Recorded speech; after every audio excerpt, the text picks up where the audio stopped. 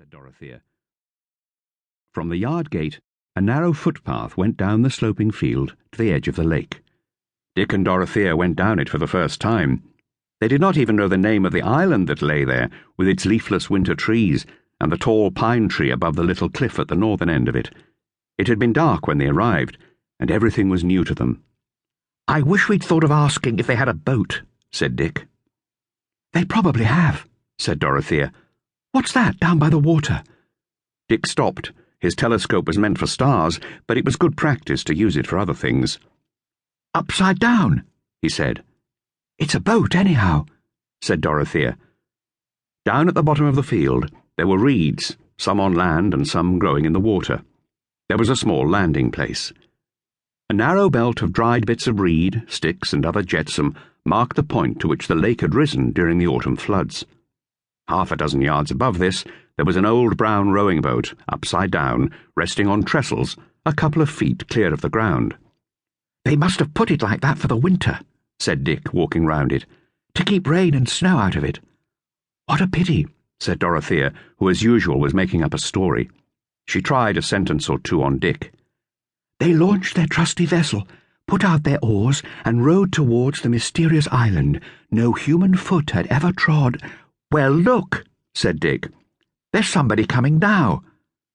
A rowing boat was coming down the lake, the only thing moving on the water under the pale winter fields, the dark woods, and the distant snow-topped hills.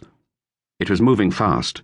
There seemed to be 4 rowers, 2 to a thwart, each pulling on a single oar. "Where's your telescope?" said Dorothea. She watched the boat cutting its way through the reflections of the hills. The story she'd begun to plan was gone. Instead, she was finding another to explain this solitary boat with its 4 rowers and the 2 passengers seated in the stern. Carrying a sick man to the doctor, perhaps, a matter of life and death, or were they racing some other boat not yet in sight? Dick pulled out his telescope again. He rested it on the keel of the overturned boat and with a little difficulty focused it on that other boat that was coming so swiftly down the lake. "Hello," he said. "Dot, they aren't grown up." "Let's see." But she gave him back the telescope at once. "Bother the thing," she said. "I can see just as well without it. What's happening now?" The 4 oars had stopped, as if at a word of command, and the 2 who had been sitting in the stern were changing places with 2 of the rowers. A moment later, all 4 oars shot forward and paused. The blades dipped, the 4 rowers pulled together, and the boat, which had been gliding slowly on, gathered speed once more. "Put your coat on now you're not rowing." The words sounded clearly over the water, as well as the reply. "Aye, aye, sir."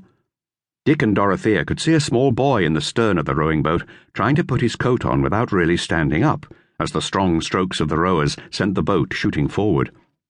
There were 4 girls in the boat and 2 boys. 2 of the girls had red woolly caps, like Dorothea's green one, and 2 of them had white. The larger of the boys and a girl in a red cap were rowing in the middle of the boat. 2 girls were rowing in the bows, and a small girl with a white woolly cap was sitting in the stern with the small boy, who sat down suddenly just when it seemed he had got into his coat without an accident. The boat came straight for the island. The watchers on the shore saw it pass under the little cliff below the tall pine and close along the island shore. "Easy all," they heard someone call.